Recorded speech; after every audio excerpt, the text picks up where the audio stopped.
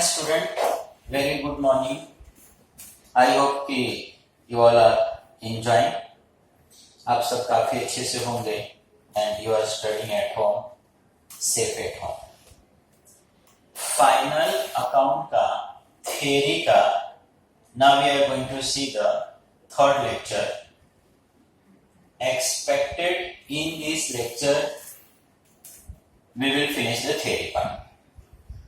And from next lecture, we will start the question answer. Already in last two lectures, we study the trading account, profit and loss account का format, why we study the final account, how many accounts we will prepare, etc. तो major हम लोगों ने जो trading in profit and loss देखा उसमें ये देखा trading account is known as the factory account. We write the direct expenses and direct income. Profit and loss is indirect account which is known as the office account. In this we write all those income and expenses which indirectly related with manufacturing. Already we studied कि profit and loss is a continuous accounts of a trading account. Trading का ही part profit and loss है. And for both we see trading and profit and loss account is a nominal account in which debit side we study the expenses and losses, and in credit side we see the income or gain. Same time in last lecture we finished the balance sheet also. In balance sheet we see the two liability side और asset side.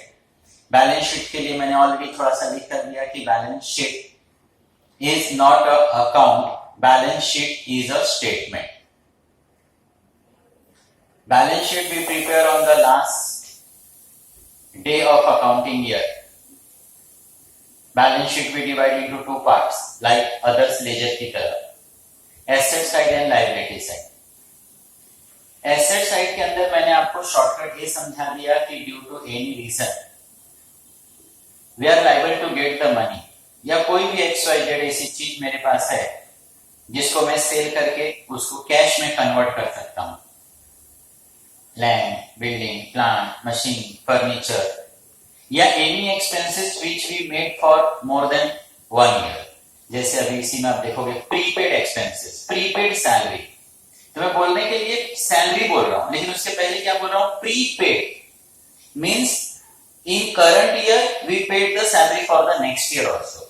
तो जो मैंने next year के लिए paid किया that is assets, क्योंकि जो accounts बनता है वो अकाउंट सिर्फ करंट ईयर के लिए बनता है. तो अगर मैंने मोर देन 1 ईयर के लिए कोई एक्सपेंस किया है तो that expense is the assets. Liability के लिए मैंने आपको बता दिया बैलेंस शीट के अंदर कि due to any reason we are liable to pay someone. मैं किसी से मटेरियल परचेज करूं, मैं किसी से लोन लूं, मैं बैंक से लोन लूं, पार्टनर्स ने कैपिटल्स लाया etcetera. Means any reason we are liable to pay someone. All these are the liability. अब उसी को हम लोग कंटिन्यू कर रहे हैं एंड नाउ वी सी. इसके अंदर एक हम लोग देख रहे हैं पार्टनर्स कैपिटल अकाउंट. तो डियर यहां पर मैंने लिखा है पार्टनर्स कैपिटल. पार्टनर मतलब इसको करते समय आपको ये पार्टनर्स के लिए करना है. एज अ पार्टनर सोच के आपको क्या करना है. अब समझो कि you are the partner. You are the partner. Business में आपने पैसा लाया था तो बिजनेस के लिए वो पैसा क्या है, लायबिलिटी. आज नहीं तो कल बिजनेस वो आपको पैसा क्या करने वाला है, देने वाला है. तो बिजनेस आपको आपका पैसा देने वाला है. बिजनेस के लिए क्या हो गया, लायबिलिटी हो गया. लायबिलिटी मतलब कौन सा साइड, क्रेडिट साइड. तो देखो पार्टनर्स में भी मैंने यहां पर लिखा है so credit. Already we see the chapter dissolution. तो डिसोल्यूशन में भी आप क्या देखते थे, मैं पार्टनर्स का लेजर ड्रॉ करता था. पार्टनर्स के कैपिटल मेरे पास रहते थे बैलेंस शीट में, वो लायबिलिटी साइड में रहते थे. मैं भी आके कहां लिखता था, लायबिलिटी में, बाय बैलेंस ड्रॉप डाउन. इसी तरीके से देखो इंटरेस्ट ऑन कैपिटल। पार्टनर ने एक कैपिटल लाया, लाके बिजनेस को दिया। पार्टनर बिजनेस से क्या बोल रहे हैं कि देखो अकाउंटेंट, मैंने आपको कैपिटल दिया,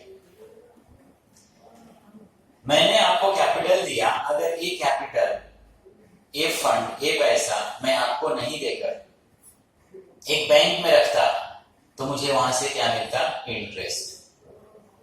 पार्टनर का ये बोलना 100% राइट है।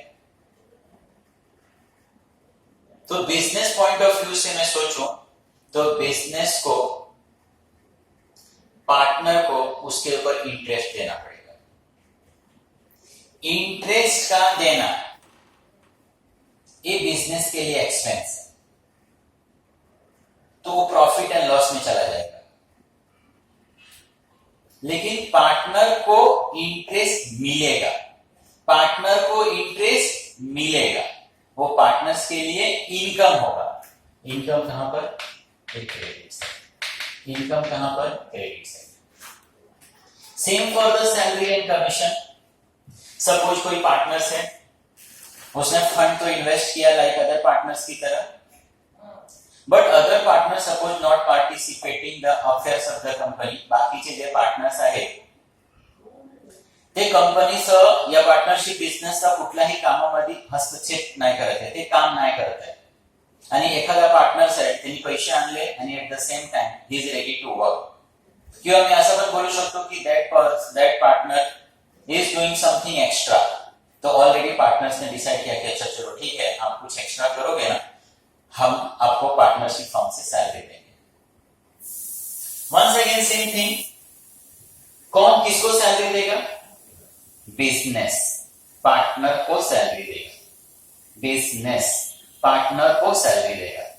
बिजनेस के लिए एक्सपेंस, बिजनेस के लिए एक्सपेंस, और पार्टनर के लिए इनकम, पार्टनर के लिए इनकम। ये कौन सा अकाउंट है? पार्टनर का। पार्टनर के लिए इनकम, इनकम कहां पर? Credit side. Same for commission. किसी पार्टनर्स ने कुछ एक्स्ट्रा किया है, एक्स्ट्रा सेल्स किया है, ऑलरेडी फर्म ने बोला है कि चलो ठीक है आप इस तरीके के काम करोगे, you will get the extra benefit as a commission.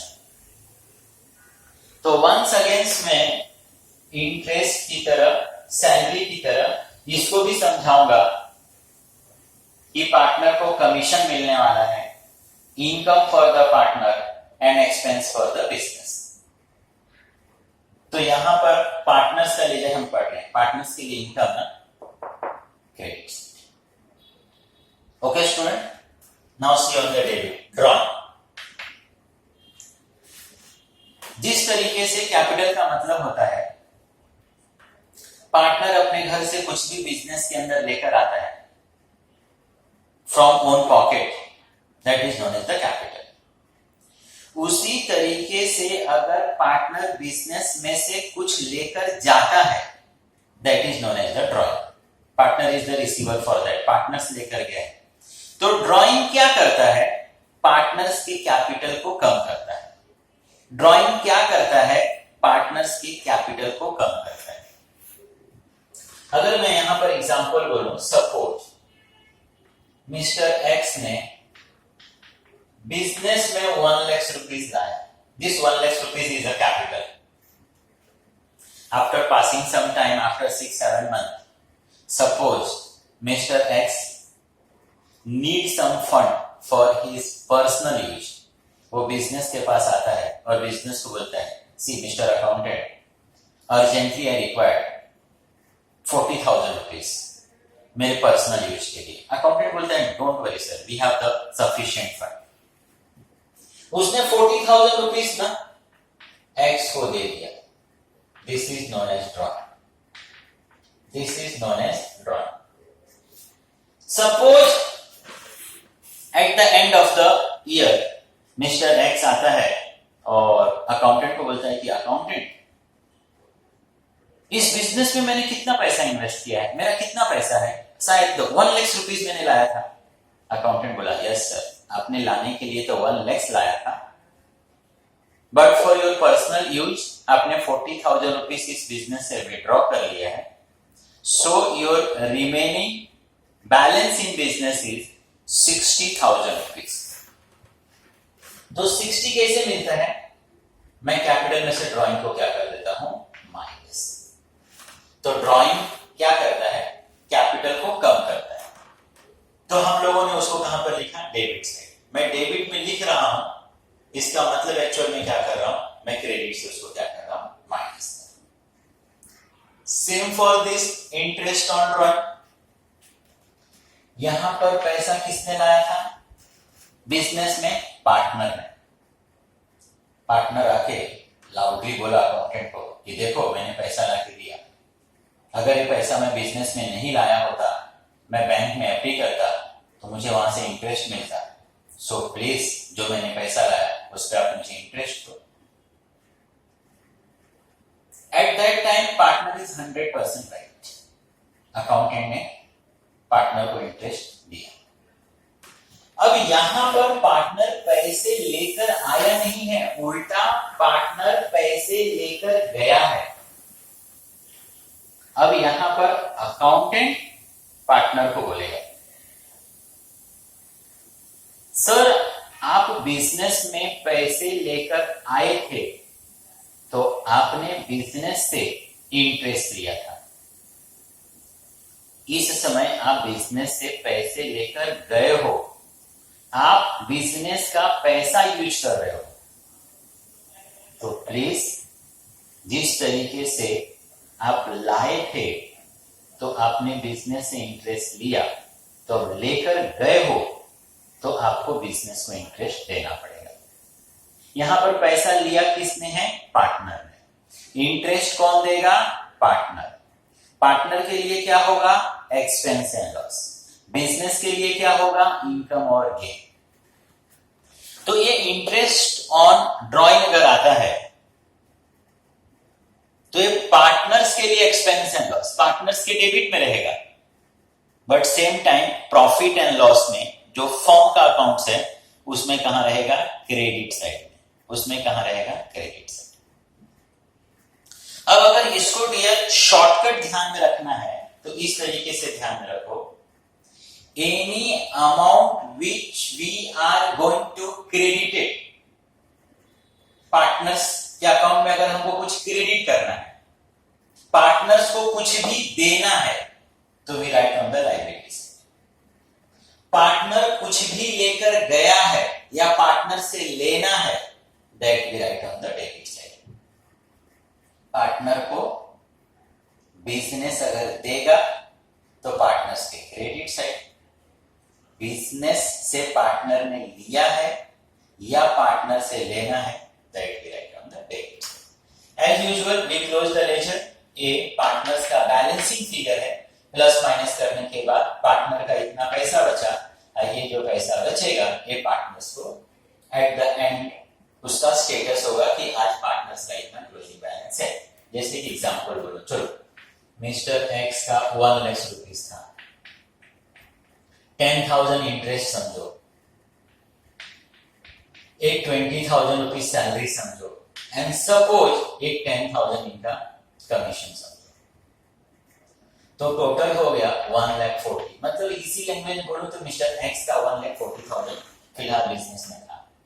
But मैंने और आगे फर्दर देखा तो मैंने देखा कि अरे इस एक्स ने बिजनेस से 10,000 रुपीज लिया था, इस मिस्टर एक्स को एक 5,000 रुपीज ना इंटरेस्ट का भी क्या करना है, देना है। तो 140 था, लेकिन 15,000 रुपीज इनको क्या करना है, देना है। तो 140 में से 15,000 रुपीज क्या हो जाएगा, माइनस। इधर बचा कितना, 125। This 125 we transfer to the balance sheet liability. ये अब बिजनेस की लायबिलिटी बची कि बिजनेस को इतना पैसा हमको क्या करना है, देना। आई होप स्टूडेंट जब मैं नंबर्स ऑफ क्वेश्चंस करूंगा तो आई रिपीट अगेन और again, I hope at that time you will understood more. आगे मैंने लिख कर दिया what is given in problems. Problem के अंदर क्या रहेगा, क्या देंगे, तो एक मैंने लिख कर दिया ट्रायल बैलेंस, दूसरा मैंने लिख कर दिया एडजस्टमेंट। ट्रायल बैलेंस रहेगा, एडजस्टमेंट रहेगा। डियर ट्रायल बैलेंस कैसे बनता है, तो बिजनेस के अंदर कोई भी XYZ ट्रांजेक्शन होता है, ट्रांजेक्शन का हम जर्नल करते हैं, जर्नल से फिर लेजर प्रिपेयर होता है, लेजर को हम क्लोज करते हैं। आप देखो 11th स्टैंडर्ड में आप इतने फैमिलियर हो कि नंबर्स ऑफ अकाउंट्स के अंदर आप लेजर बनाते थे, जैसे लेजर पोस्टिंग ही चैप्टर था। तो जब उसको क्लोज करते थे तो कुछ ना कुछ आपको क्या मिलता था, बैलेंसिंग फिगर। तो उस बैलेंसिंग फिगर से क्या बनता है, ट्रायल बैलेंस बनता है। ट्रायल बैलेंस में जितने भी आइटम्स आए हैं, इसका ये मतलब है कि उसका ऑलरेडी एंट्री हो चुका है। एडजस्टमेंट क्या होता है, adjustment is a further information. Adjustment वो चीजें होती हैं which not appear in trial balance due to any reason, जिसका हम एंट्री कर नहीं पाए हैं, जिसका एंट्री अभी तक नहीं हुआ है। All those things we see in the adjustment, वो सारी चीजों को हम लोग यहाँ पे देखते हैं एडजस्टमेंट के अंदर। और जिसका ऑलरेडी एंट्री हो गया है, जो ट्रांजेक्शन है पियर्स हो गया है, that we see in the trial balance. Okay student, उसी से रिलेटेड है रूल ऑफ पोस्टिंग। ये सब 11th में भी सर ने आपको बताया होगा। Every items of trial balance only one effect. Trial balance में आपको डेबिट और क्रेडिट मिलेगा, तो वहां पर डेबिट हो या क्रेडिट हो, जो भी आइटम्स अपीयर है उसका पूरे फाइनल अकाउंट में trading, profit and loss, partner capital, balance sheet, ये 4 लेजर में ड्रॉ करूंगा।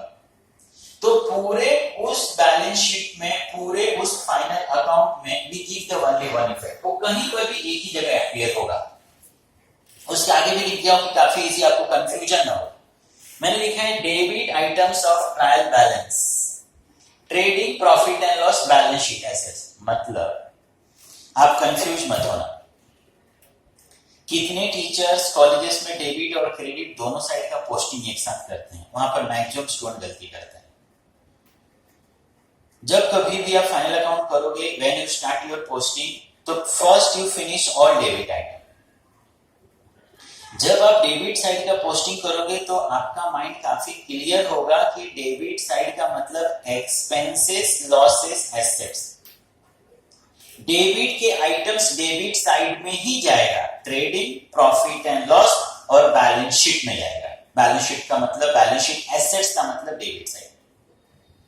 तो जब डेबिट का पोस्टिंग करोगे ना, तो आपको क्रेडिट साइड की तरफ देखने की जरूरत नहीं है। तो क्वेश्चन में क्या देंगे, trial balance and they give the adjustment. Trial balance से कितनी effect, only one, because all those transaction we complete. Adjustment is additional information. जो एडजस्टमेंट है हमारे लिए एडिशनल इंफॉर्मेशन है। आज मैं उस ट्रांजेक्शन को करने जा रहा हूं, तो आज जब मैं उसको करने जाऊंगा तो एटलीस्ट कितना इफेक्ट देना पड़ेगा, 2, एक डेबिट और एक credit. Debit items of trial balance, trading, profit and loss, balance sheet, assets. ये कहां पर आएगा, trading, profit and loss, balance sheet के एसेट्स, डेबिट साइड में। Credit items of trial balance, trading, profit and loss, balance sheet. Balance sheet मतलब यहां पर भी कहा जाएगा लायबिलिटी में, एक क्रेडिट है। मतलब simple logic, trial balance debit item, we write on the debit. Trial balance credit item, we write on the credit. Debit side में क्या रहेगा, expenses, losses, assets. Credit side में क्या रहेगा, इनकम, गेन एंड लायबिलिटी। तो trial balance का only one effect my dear student, आणि adjustment से कितनी इफेक्ट रहेगा, 2। अब जरा इसको आप समझ लो, इसमें क्या मालूम क्यों थोड़ा सा स्टूडेंट गलती करते हैं। ट्रेड एक्सपेंसेस, अब जो लिखा है मैं पहले उसको बता दूं कि trade expenses are given in the trial balance along with general expenses, office expenses, sundry expenses. अगर ट्रायल बैलेंस में ट्रेड एक्सपेंसेस दिया है, बट ट्रेड एक्सपेंसेस के साथ में जनरल, ऑफिस या सन्ड्री एक्सपेंसेस दिया है, at that time trade expenses we write trading account. Normal reading से क्या समझ में आ रहा है, ट्रेड एक्सपेंसेस, इमीडिएट हमको समझ में आ रहा है कि चलो ट्रेडिंग में लिख दो। लेकिन यहां पर थोड़ा प्रॉब्लम्स होता है कि depend upon the questions, trade expenses sometime we appear in trading and sometime we appear in the profit and loss. तो हाउ यू डिसाइड, वही मैं यहां समझाने की कोशिश कर रहा हूं। ट्रेड एक्सपेंसेस, ट्रायल बैलेंस में ट्रेड एक्सपेंसेस के साथ में जनरल, ऑफिस और सन्ड्री एक्सपेंसेस भी दिया है। At that time trade expenses we write in the trading, और ये जनरल, ऑफिस, सन्ड्री जो भी दिया रहेगा that we write profit and loss का डेट। But in question we have only trade expenses, उसके साथ में ये एक्सपेंसेस नहीं दिया है। At that time trade expenses we write profit and loss. When trade expenses are given in trial balance along with general, office and sundry, then trade expenses are debited to trade. इसके साथ में trade दिया है, तब मैंने बताया trade को कहां पे लिखोगे आप, ट्रेडिंग के अंदर। If only trade expenses, सिर्फ ट्रेड एक्सपेंसेस ही है in trial balance, it show profit and loss का डेबिट। इसको मैं इस तरीके से भी समझा सकता हूं कि देखना, अगर एक बच्चे के पास 2 चॉकलेट है ना, तो उसको एक चॉकलेट दूसरे के साथ शेयर करने में ज्यादा इश्यू नहीं होता है, वो इजीली खुशी खुशी सामने वाले को दे देगा।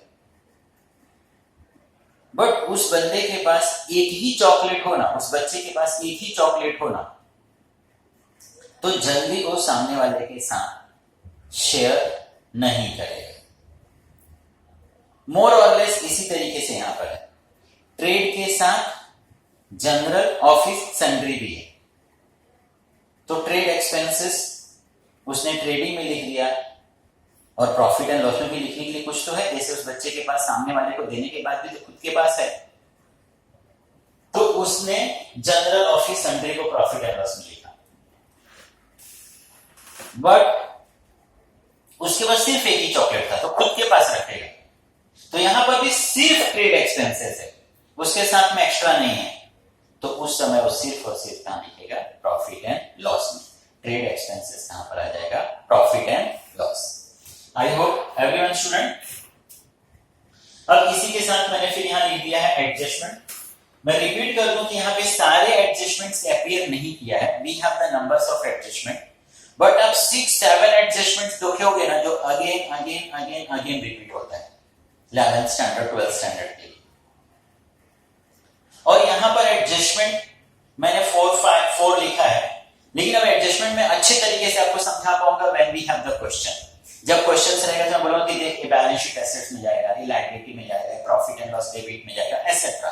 यहां पर सिर्फ मैं एक 4-5 एडजस्टमेंट्स मैंने अपियर किया है, बट रियल एडजस्टमेंट आपको मैं एक अच्छे से समझाऊंगा when we start the question. तो एडजस्टमेंट के लिए मैं वहां पर भी थोड़ा सा बोला कि adjustment is an additional information.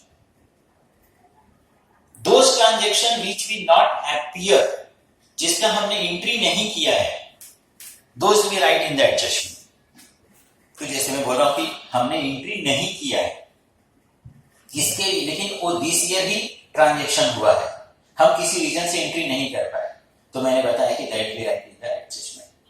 तो जब आप एडजस्टमेंट करोगे मतलब आप एंट्री करोगे, और 11th स्टैंडर्ड से पढ़ रहे हो, आप देखते हो कि जब कभी भी आप एंट्री करते हो तो you write the two side, एक डेबिट लिखते हो, एक क्रेडिट लिखते हो।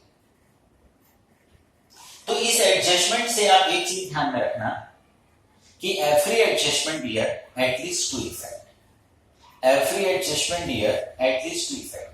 रेयर कुछ ऐसे एडजस्टमेंट आएंगे जिसका 3 इफेक्ट्स होगा, rarest rare, otherwise normally every adjustment 2 effect, because this transaction not appear in trial balance. अभी तक इसका एंट्री हुआ नहीं। आई होप एवरीवन ना। तो यहां पर ज्यादा पैनिक होने की जरूरत नहीं, ज्यादा टेंशन लेने की जरूरत नहीं है। My self is totally responsible कि आपको समझ में आएगा। First one is the closing stock. अब क्लोजिंग स्टॉक का मतलब होता है डियर बचा हुआ मटेरियल। एक्चुअल में ये एंट्री है closing stock of raw material. जब थोड़ा सा और आगे 13th में जाओगे तो एक क्लोजिंग स्टॉक में भी आपको बाइफर्केशन मिलेगा, closing stock of raw material, closing stock of work in progress, closing stock of finished goods. At that time we will see. अभी 11th 12th में आपको सिर्फ मिलेगा क्लोजिंग स्टॉक ऑफ मटेरियल। तो क्लोजिंग स्टॉक ऑफ मटेरियल्स का मतलब क्या हो गया बच्चा, कि जो हमने मटेरियल्स लाया था उसमें से कुछ मटेरियल्स बच गया। When we start our business, when we start our accounting year, तो एट दैट टाइम किसी भी बिजनेसमैन को ये मालूम नहीं होता है कि उसको कितने का मटेरियल्स लगेगा। जैसे 2020 में भी स्टार्ट द बिजनेस, हमको ये मालूम नहीं था कि कितने का मटेरियल्स लगेगा, एग्जैक्ट कैलकुलेशन करना तो किसी के लिए पॉसिबल नहीं है। तो सपोज हम लोगों ने 2 लाख रुपीस का मटेरियल परचेज किया and we start our business. तो हम लोगों ने 2 लाख रुपीस का मटेरियल परचेज किया, we start our business as a expenses. अगर आपके पास ट्रेडिंग का फॉर्मेट होगा तो उस बुक में देख, एज अ परचेज हमने कहां पे लिखा है, ट्रेडिंग के डेबिट साइड में लिखा है, हमने उसको ट्रेडिंग की डेबिट साइड में लिखा हुआ है परचेज। तो मैंने ऑन दैट डेट 5 लाख का मटेरियल लाया, 5 लाख रुपीस लिख दिया। फुल 1 ईयर हमने बिजनेस किया और eight the end of the year हमने क्या देखा, अरे यार ऑन द लास्ट डेट कि आफ्टर द कंप्लीटिंग ईयर हमारे पास अभी भी 1 लाख का मटेरियल क्या हो गया, बच गया। तो इसका रियल मतलब तो ये हुआ कि we use the materials of 4 lakh. हम लोगों ने, जैसे मैंने बताया कि आप देखोगे आपको ट्रेडिंग में ऐसा परचेज ये 5 लाख का आया, ये एक्सपेंस है, मैंने डेबिट साइड में लिख दिया, trading is a nominal account, debit side expenses and losses, मैंने 5 लाख रुपीस लिख दिया। On that date we don't know कि यार 5 लाख का मटेरियल्स लगेगा, but at the end of the year मैंने देखा कि यार शिट मेरे पास 1 लाख का मटेरियल बच गया। मतलब दिस ईयर मैंने सिर्फ कितने का यूज किया, 4 लाख का। अगर मैं 2020 का अकाउंट्स करने जा रहा हूं तो मेरे को यहाँ पर एक्सपेंसेस और इनकम 2020 का ही चाहिए। अगर मैं उसमें गलत लिख दूंगा, अब 2020 में मटेरियल यूज हुआ 4 लाख का, अगर मैं 5 लाख लिखूंगा डेफिनेटली अकाउंट्स गलत हो जाएगा। तो अब मुझे करना क्या चाहिए, 1 लाख रुपीस यहां से माइनस कर देना चाहिए, 4 लाख हो जाएगा। यहां से मैं 1 लाख रुपीस माइनस करूं तभी भी अकाउंट 100% राइट है। लेकिन हम ज्यादा करके फैमिलियर हैं कि मैंने 5 लाख रुपीस जो परचेज का डेबिट साइड में लिखा ना, हम लोग 1 lakh rupees as a closing stock कहां लिखते हैं, क्रेडिट साइड में। मैं 1 लाख रुपीस जो क्रेडिट साइड में लिख रहा हूं तो एक्चुअली मैं कर क्या रहा हूं, मैं डेबिट साइड से उसको क्या कर रहा हूं, माइनस कर रहा हूं। मैं क्रेडिट साइड में लिख रहा हूं मतलब वहां से मैं क्या कर रहा हूं, उसको माइनस कर रहा हूं। तो एक मैं कहां लिखूंगा उसको, ट्रेडिंग के क्रेडिट साइड में। दूसरा मैं बार बार बोल रहा हूं क्लोजिंग स्टॉक मतलब क्लोजिंग स्टॉक ऑफ मटेरियल, मेरे पास मटेरियल्स बच गया, ये मटेरियल्स मैं कभी यूज करूंगा, डेफिनेटली नेक्स्ट ईयर यूज करूंगा। तो मैं इस मटेरियल को नेक्स्ट ईयर यूज करूंगा। ये मटेरियल मेरे लिए एक तरह से क्या है, एसेट्स है।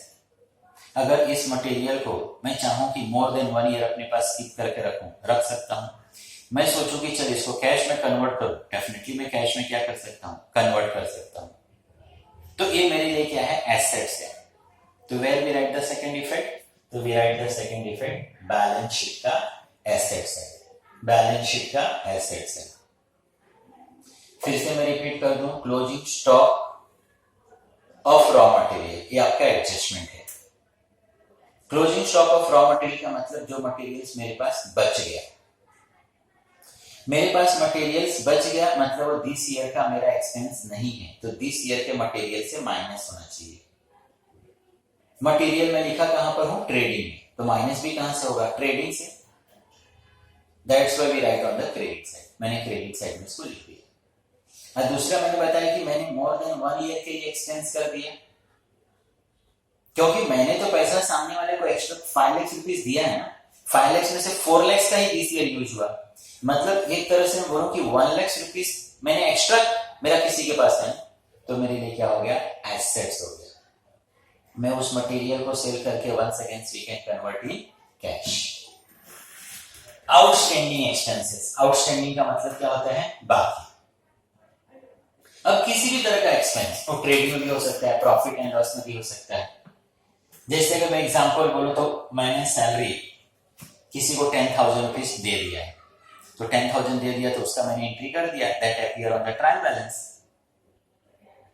But on the last date जब मैं अपना बुक्स ऑफ अकाउंट देख रहा था तो मुझे मालूम पड़ा है उस आदमी को अभी भी 2000 रुपीज देना बाकी है। तो अकाउंट्स क्या बोलता है कि आप अभी दो या मत दो, आपने नहीं दिया तो भी ओके है, बट आपको दिस ईयर का एग्जैक्ट इंफॉर्मेशन शो करना है, how much your expenses, how much your income. ये रीजन है स्टूडेंट कि मैं आपको बोलता हूं कि ट्रेडिंग प्रॉफिट एंड लॉस के ऊपर हम हेडिंग क्या लिखते हैं, trading profit and loss account for the year ended. मैंने सैलरी 10,000 दे दिया है, 2,000 रुपीज दिया नहीं है, मतलब दिस ईयर का रियल एक्सपेंसिस 12,000। मैं भले 2,000 नहीं दूं, लेकिन मुझे वहां पर अपीयर करना है कि मेरा सैलरी का एक्सपेंसेस कितना है, 12,000। तो मैं 2,000 रुपीज उस रिलेटेड आइटम के अंदर, यहां पर मैं एग्जांपल में सैलरी बोल रहा था स्टूडेंट, तो सैलरी के अंदर क्या हो जाएगा, प्लस। अगर आपको थियरी याद होगा या अपनी नोटबुक में लिखा होगा तो एक बार फिर से आप अपीयर करना, उसको फिर से एक बार गो थ्रू करना। Trading and profit and loss के लिए मैंने लिख कर दिया है कि trading profit and loss account is a nominal account. मैंने बताया कि नॉमिनल अकाउंट्स है in which we appear those expenses which we paid or payable।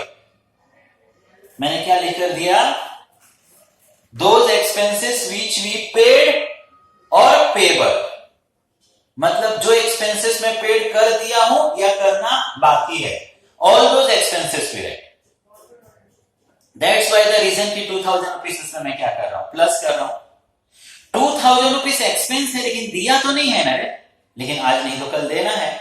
Due to any reason we are liable to pay someone, my dear that is liability, my dear that is liability. I hope you understood, वो मेरे लिए liability है। Liability कहां पर, balance sheet के liability.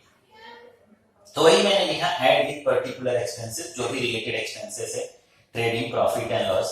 And second effect मैंने बताया कि बैलेंस शीट का लायबिलिटी। प्रीपेड एक्सपेंसेस मोर और लेस है, वो एक्सपेंस था और एक प्रीपेड एक्सपेंस है, वो आउटस्टैंडिंग था, एक प्रीपेड है। प्रीपेड का मतलब होता है which we paid in advance, मैंने एडवांस में पेड कर दिया। अब सेम स्टूडेंट जो एग्जांपल मैंने बताया था, जैसे फॉर एग्जांपल मेरा रियल सैलरी 10,000 रुपीज हुआ, लेकिन ड्यू टू एनी रीजन बीच में वो मजदूर हमारे पास आया था, हमारे पास काम करने वाला बंदा आया था और उसने हमसे एडवांस लिया था। तो दिस ईयर का रियल सैलरी 10,000 है, लेकिन मैंने उसको 5,000 और एक्स्ट्रा 15,000 रुपीज उसको दे दिया है। Eight the end of the year जब मैं अकाउंट्स देखने लगा तो मुझे दिखाई दिया कि मेरे कैश एंड बैंक से उस वर्कर के लिए 15,000 रुपीज गया है। और जब मैं रिकॉर्ड देखा तो वी कम टू नो, अरे नहीं यार, उस वर्कर को तो मुझे सिर्फ 10,000 ही देना चाहिए था, सैलरी इज 10,000। तो सैलरी है 10, लेकिन मैंने रियल में कितना दे दिया है उसको, 15,000 रुपीज। तो सैलरी है 10, मैं लिखूं 15,000, तो 1 सेकेंड अकाउंट क्या हो जाएगा, रॉन्ग। करेक्ट सैलरी कितनी है उसकी दिस ईयर की, 10। 5,000 रुपीज मैंने एक्स्ट्रा दे दिए, तो मैं करेक्ट करने के लिए क्या करूंगा, लास्ट वन में क्या किया था, देना था, प्लस किया था। इस समय तो उल्टा उससे मुझे लेना है, तो मैं क्या करूंगा, लेस। तो मैंने क्या लिखा है, less from particular expense trading profit and loss debit. और मेरा पैसा सामने वाले के पास पड़ा है, मेरा पैसा सामने वाले के पास पड़ा है, that is the assets for us. Expense का मतलब ही क्या होता है कि दोस्त which we paid for current year only। अगर मैं नेक्स्ट ईयर के लिए किसी भी तरीके का कोई भी पैसा खर्चा करता हूं तो दैट इज एसेट्स। एक एग्जांपल बोलूं कि चलो नेक्स्ट ईयर वर्कर बोले कि सर आपके पास मुझे काम नहीं करना, मैं बोलूंगा ठीक है यू डोंट, लेकिन आपका सैलरी लास्ट ईयर 10 था, आपने मेरे से 15 लिया था, चलो मुझे मेरा 5,000 रुपीज क्या करो, रिटर्न करो। तो हमको यहां देना नहीं है, उल्टा सामने वाले से क्या करना है, रिटर्न लेना है। And depreciation, already 11th standard में मैंने बताया डेप्रिसिएशन का मतलब ही क्या होता है, डेप्रिसिएशन मतलब होता है reduce the value of assets.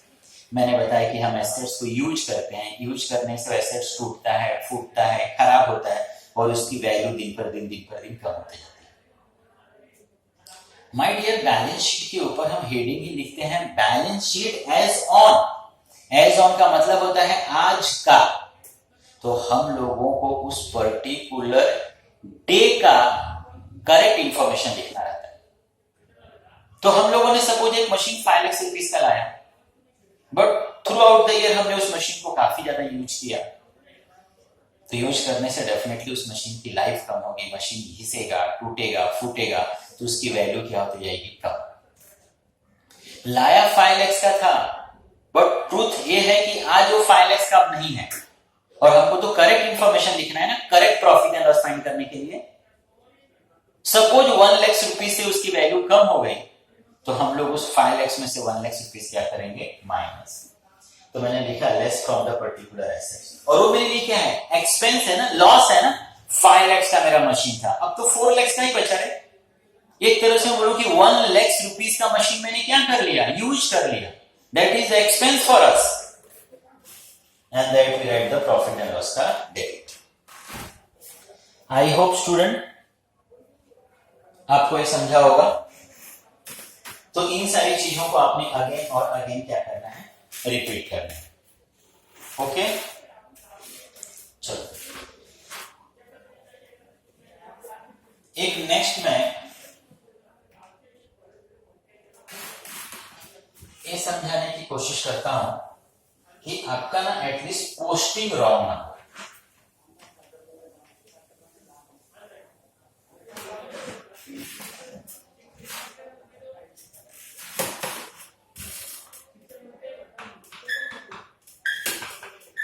मैंने बताया कि क्वेश्चन में they give the trial balance.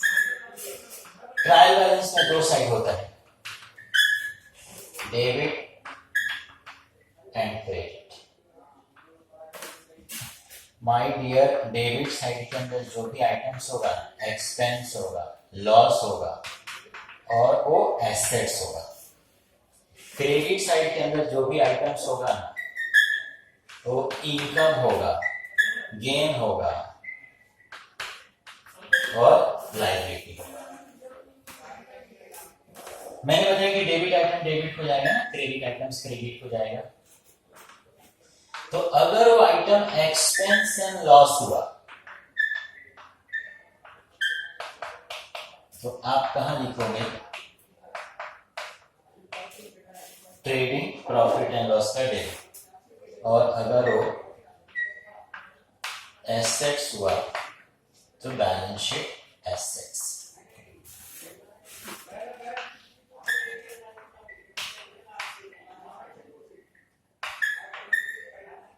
Income gain liability.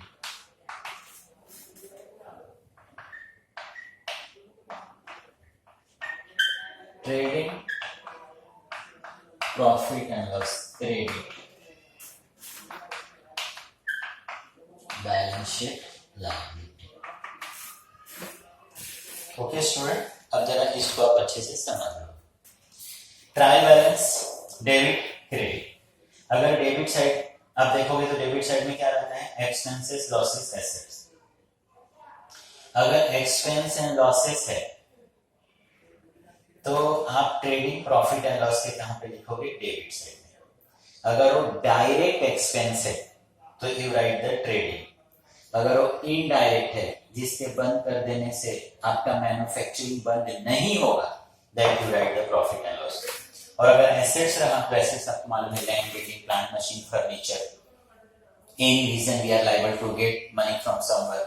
हम किसी चीज को फंड में, पैसे में, कैश में कन्वर्ट कर सकते हैं, एसेट्स। क्रेडिट साइड में देखोगे तो आपका दिमाग चलना चाहिए, क्रेडिट में क्या रहता है, इनकम गेन और लायबिलिटी। अगर इनकम और गेन है तो trading and profit and loss का क्रेडिट, और अगर वो लायबिलिटी है तो राइट द बैलेंस शीट का लायबिलिटी। वंस अगेन से डायरेक्ट इनकम है, जैसे आपका सेल्स, ट्रेडिंग का क्रेडिट। इनडायरेक्ट है, इनकम तो है लेकिन ऐसा इनकम जिसका रिलेशन हमारे बिजनेस से नहीं है, discount receive, commission receive etcetera, that you write the profit and loss का क्रेडिट। और लायबिलिटी है, due to any reason we are liable to pay someone, that we write on the balance sheet का liability. Okay, तो आप इस video को again और again देखो। From the next lecture we will start the question answer. Thank you student.